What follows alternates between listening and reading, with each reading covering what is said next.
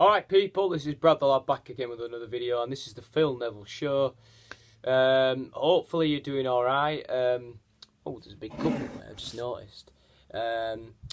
So we're going to talk about the Premier League this weekend coming up very, very soon. But first of all, what I want to talk about is the sack race. So there's a few managers under pressure at the moment, under a lot of pressure. Unai Emery, Marco Silva, Manuel Pellegrini, Hasenhüttl, and I think Quique Sanchez Flores. Probably not under as much pressure, but he's failed to change things at Watford. So the news I found out today is that Nuno Espirito Santo, the Wolverhampton Wanderers manager, is a potential replacement for Unai Emery, the leading candidate. And what I mean is that if Emery is sacked and Wolves allow Nuno to speak to Arsenal, that is the most likely outcome out of this. And I think that will be a really good appointment. He's done such a great job at Wolves. But if he wanted to continue at Wolves, I wouldn't blame him. Because Arsenal, sorry about that, my voice is cracking. But Arsenal, they don't back their manager. They haven't backed Emery a right lot. Okay, you can say, oh yeah, they signed Pepe for £72 million, but they don't. But Stan Kroenke doesn't often put money into the club, and Unai Emery, of course, is failing miserably. And I think my friend Arsenal Vlogs, my friend Luca, said on his streams he knows more facts than me about this. But in my opinion, I think he will go after if they don't beat Norwich at the weekend. And that is going to be an interesting game at Carrow Road. I think it really, really will. I think Norwich could give Arsenal could cause Arsenal an upset. Arsenal, though, haven't won away from home in the league since beating Newcastle on the opening weekend of the season, which is quite shocking, to be fair. Also, Marco Silva, how is that man still in the job? I've got nothing against him personally, but how is he still the Everton manager? I really don't understand how. You've just lost to Norwich at home, and no disrespect to Norwich. I mean, I hope Norwich stay up. They've got some really good players, lovely stadium, good support as well.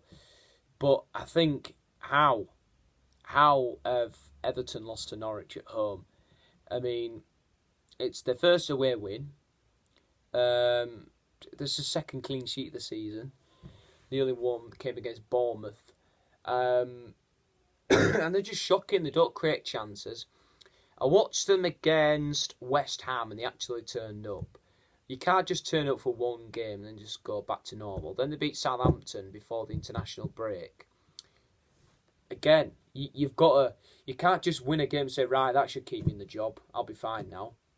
You've got to have a plan to beat these teams. And they probably expected, Norwich will be easy. They concede shitloads of goals. You can't have that mentality, especially when you're down at the bottom of the table.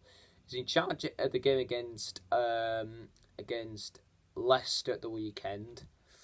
And then they've got Liverpool at Anfield. I think they're going to get a couple of plumberings this weekend. I really do.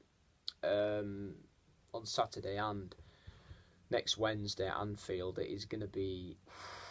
Can't tell you how bad it is. But yeah, I think from Everton point of view, they really shouldn't be in that position down there. Maybe Everton could look at Pochettino. I mean, he's available. He's managed a club like Southampton before. I know Southampton are not as big as Everton, and I know Everton's not as big as Tottenham. Well, maybe you can say Everton are as big as Tottenham. But I think he will be a good fit for them. People talk about managers like Eddie Howe.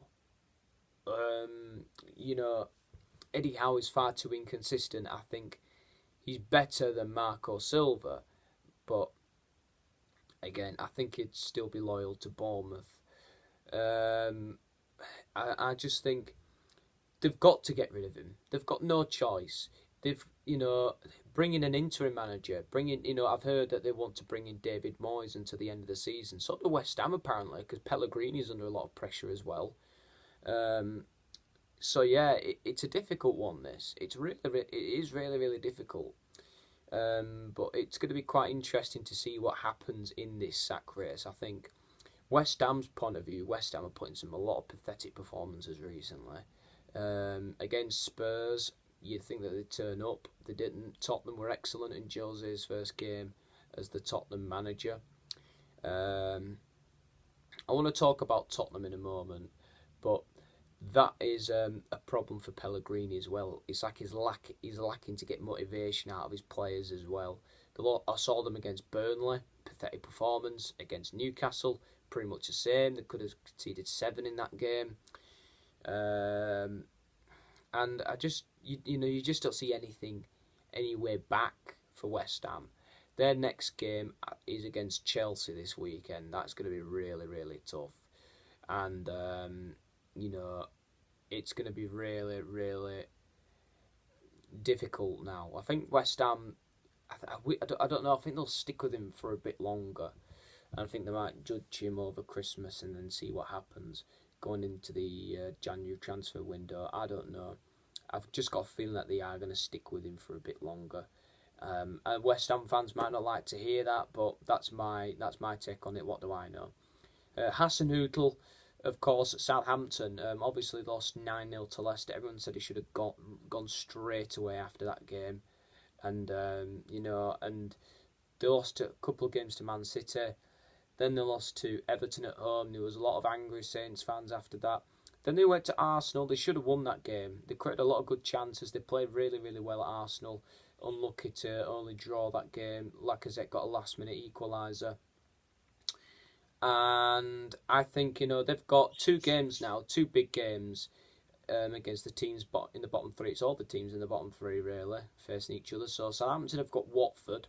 I'm going to be working on that game on Saturday. And they haven't won a home game this season. Then they've got Norwich at home on Wednesday as well. So 2 really, really interesting games there. And Quique Sanchez-Flores, of course, I was watching WD18, Watford fan channel, after the Burnley game. There's a guy that said if they lose to Southampton, is Flores out. And they'd have to bring in a new manager, of course. But Watford, what they like to do is they like to bring in managers we've never basically heard of. I never heard of Quique Sanchez-Flores before I went to Watford the first time. I never heard of Walter Mazzarri when he came to Watford. I never heard of Javi Gracia when he came to Watford. So, before he came to Watford. So I think they need to bring in a manager that's well known in keeping clubs in the Premier League, like Sam Allardyce. Even if it is on a temporary basis, even if his football is absolutely crap, his record speaks for itself. He will get goals. He'll keep Watford up. If you want Watford to stay up, you're going to have to accept that kind of football, in my opinion. I've got one of my Premier League footballs here as well, from the 16-17 campaign. It's a really nice ball, this. So yeah, that's my take on the sack race. We'll be back for part 2, and we'll be talking about Premier League predictions.